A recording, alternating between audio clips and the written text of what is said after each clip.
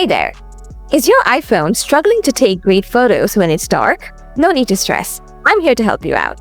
In this video, I'll guide you through the steps to switch your camera to night mode so you can snap beautiful low-light photos. Let's jump right in. Step 1. Enable night mode. First, open Settings on your iPhone. Next, scroll down to find the camera option and tap on it. After that, scroll down and select Preserve Settings. Now scroll down once more and enable night mode. Step 2. Adjust night mode settings. Now tap the arrow icon on your screen. Then tap the yellow moon icon to modify the exposure time. After that, use the slider located above the shutter button to increase or decrease the exposure as needed. Step 3. Capture the photo.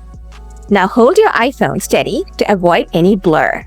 Finally, press the shutter button and wait for the exposure time to finish. And that's it! You have just learned how to take amazing photos in the dark using night mode on your iPhone.